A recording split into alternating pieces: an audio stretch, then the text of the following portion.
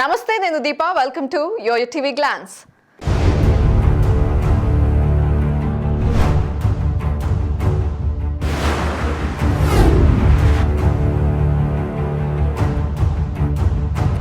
త్వరలో మూడో ప్రపంచ యుద్ధం జరుగుతుంది. ఏంటిది నిజమా అంటే కొన్ని దేశాల్లో పరిస్థితి చూస్తే అవును అని చెప్పాలి, మరో కోణం నుండి చూస్తే లేదని కూడా చెప్పాల్సి వస్తుంది. ఇందుకు కారణం కూడా అమెరికాలో ట్రంప్ గెలుపు అనడంలో ఎట్లాంటి సందేహం లేదు. ఎందుకంటే ఇప్పటికే అగ్రదేశాల్లో ఒకటైన రష్యా ఉక్రెయిన్తో యుద్ధం ఇంకా కొనసాగిస్తోంది. అలాగే మిడిల్ ఈస్ట్లో ఇజ్రాయెల్ యుద్ధం జరుగుతోంది. ఇక ఆసియాలో నార్త్ కొరియా, చైనాలు చేస్తున్న రెచ్చగొట్టే చర్యలు ఇవన్నీ చూస్తూ ఉంటే మూడో ప్రపంచ యుద్ధం అనివార్యం అనిపించేలా ఉంది. మరి మూడో ప్రపంచ యుద్ధం జరగకుండా ఉండాలంటే ఏం చేయాలి? ఈ దేశాల కంటే పవర్ఫుల్ దేశం ఎంట్రీ ఇవ్వాలి. ఆ దేశమే అగ్రరాజ్యం అమెరికా. ఏంటి, ట్రంప్ యుద్ధాలను ఆపగలరా? గెలిచారు కానీ ఇంకా అధ్యక్షుడి బాధ్యతలు కూడా చేపట్టలేదు, అప్పుడే ఇతర దేశాలపై ఫోకస్ చేస్తారా అని అడిగితే చేస్తారా కాదు, చేస్తున్నారు. ఇక్కడ మరో కీలక అంశం ఏంటంటే ట్రంప్ గెలుపుకు యుద్ధాలపైన ప్రకటన కూడా ఒక రీజన్ అని చెప్పాలి. ఆ సమయంలో ఆయన మళ్ళీ అధికారంలోకి వస్తా యుద్ధాలు ఆపేస్తానంటూ ఎన్నికల ప్రచారంలో వాగ్దానాల మోత మోగించారు. నిజానికి ట్రంప్ గెలుపులో వార్ డీల్ కీలక పాత్ర పోషించింది అనడంలో ఎట్లాంటి సందేహం లేదు. ప్రస్తుతం ప్రపంచం ఉన్న పరిస్థితుల్లో యుద్ధాలు జరగాలని ఎవ్వరూ ఏ దేశమూ కోరుకోవట్లేదు. ముఖ్యంగా అమెరికన్లు శాంతి కావాలని ఆందోళనలు కూడా చేపట్టారు. బైడెన్ ప్రభుత్వం యుద్ధాల విషయంలో తీసుకున్న నిర్ణయాలతో అసహనానికి గురైన అమెరికన్లు ఎన్నికలకు ముందు భారీగా నిరసనలు చేశారు.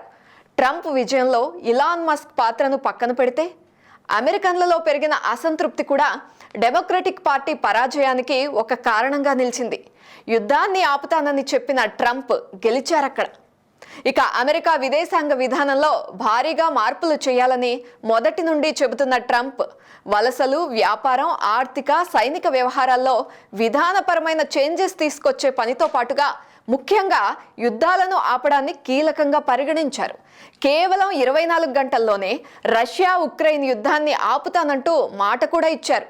విజయం సాధించాక ట్రంప్ ఇచ్చిన స్పీచ్లో కొత్తగా యుద్ధాలు స్టార్ట్ చేయను, ప్రపంచంలో ఇప్పుడు జరుగుతున్న యుద్ధాలను ఆపేస్తానని చెప్పారు. ప్రపంచవ్యాప్తంగా నెలకొన్న అనిశ్చితి, యుద్ధాలు వంటి అంశాల్లో ట్రంప్ కీలక నిర్ణయాలు తీసుకుంటారు అనడంలో సందేహం లేదు. స్పష్టమైన వివరాలు చెప్పకపోయినా ట్రంప్ విదేశాంగ విధానం గురించి ప్రపంచానికే అనుభవం ఉంది.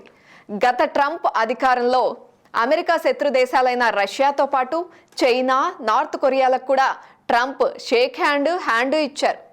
అయితే ఎన్ని హ్యాండ్లు, షేక్ హ్యాండ్లు ఇచ్చినా అమెరికాకు అమెరికానే ఫస్ట్ అనేది మాత్రమే అత్యంత ముఖ్యమైన విదేశీ విధానం.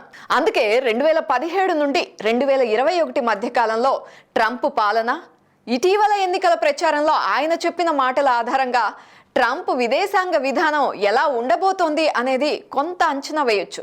ముఖ్యంగా ఉక్రెయిన్, రష్యా యుద్ధాన్ని ఆపడంలో ఏం చేస్తారు అన్నది ఊహించొచ్చు.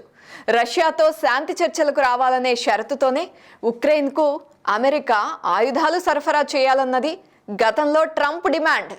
దీంతో పాటు శాంతి చర్చలకు పుతిన్ను ఒప్పించాలంటే ఉక్రెయిన్ను నాటో కూటమిలో చేర్చుకోమని యూరప్ దేశాలు ఖచ్చితంగా చెప్పాల్సి ఉంది. అలాగే రష్యా ఆక్రమించిన ఉక్రెయిన్ భూభాగాన్ని తిరిగి ఉక్రెయిన్కు అప్పగించాలి. అందులో భాగంగా ప్రస్తుతం ఫ్రంట్ లైన్స్ ఆధారంగా చర్చలు జరపాల్సి ఉంది. అయితే రష్యా అధ్యక్షుడు పుతిన్తో తనకున్న స్నేహం, ఇలాన్ మస్క్తో ఉన్న బిజినెస్ డీలింగ్ కారణంగా ఉక్రెయిన్ని లొంగిపోవాలనే విధంగా ట్రంప్ డీల్ చేసే అవకాశం కూడా ఉంది. అయితే ఇది యూరప్ను ప్రమాదంలోకి నెట్టేస్తుంది అనడంలో ఎటువంటి డౌటు లేదు. దీనికి ఉక్రెయిన్ కూడా ఒప్పుకునే ఛాన్స్ చాలా తక్కువగా ఉంది. కానీ యుద్ధం ఆపేయడానికి అమెరికా ఫస్ట్ అనే ట్రంప్ విధానం నాటో భవిష్యత్తుకు సంబంధించి వ్యూహాత్మక సమస్యలకు దారితీస్తుందని నిపుణులు ఇప్పటికే సూచించారు.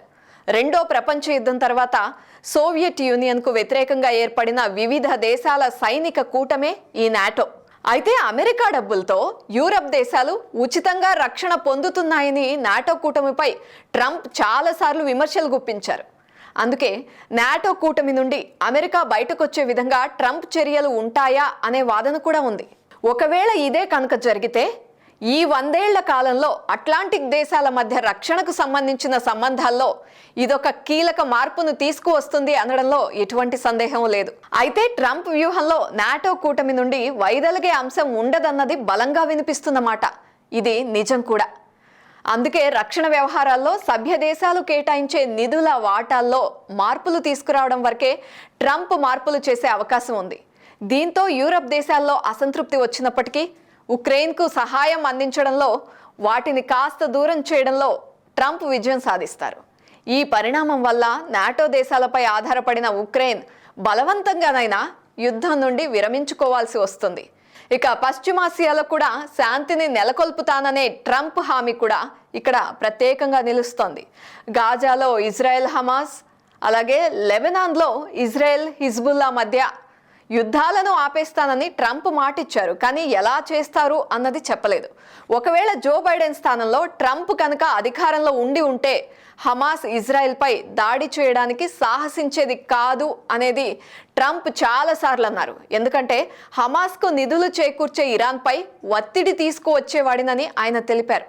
ఇవన్నీ చూస్తూ ఉంటే తిరిగి పాత ఒప్పందాల వైపు ట్రంప్ మొగ్గు చూపుతారని అర్థమైపోతోంది. అంటే ఇరాన్ అణు ఒప్పందం నుండి అమెరికా వైదొలగడం, ఇరాన్పై కఠిన ఆంక్షలు విధించడం, ఆ దేశానికి చెందిన అత్యంత శక్తివంతమైన సైనిక కమాండర్ జనరల్ సులేమానీని కంట్రోల్ చేయడం వంటి ఇజ్రాయెల్ అనుకూల నిర్ణయాలు తీసుకునే అవకాశం ఉంది.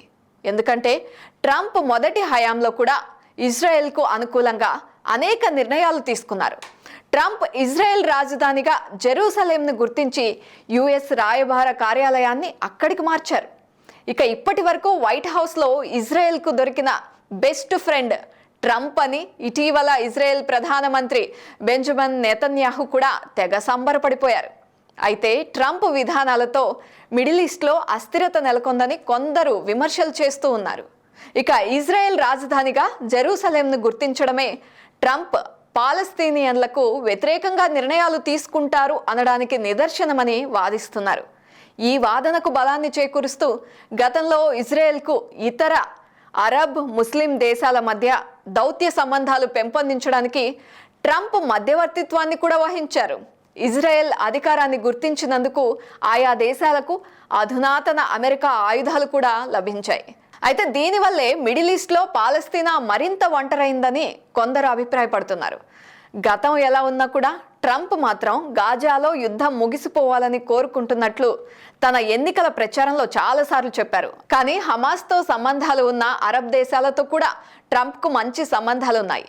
ఈ నేపథ్యంలో ఒకవైపు గాజాలో యుద్ధాన్ని ఆపడానికి ప్రయత్నిస్తూనే మరోవైపు ఇజ్రాయెల్ నాయకత్వాన్ని ట్రంప్ ఎలా బలపరుస్తారు అన్నది అస్పష్టంగానే ఉంది.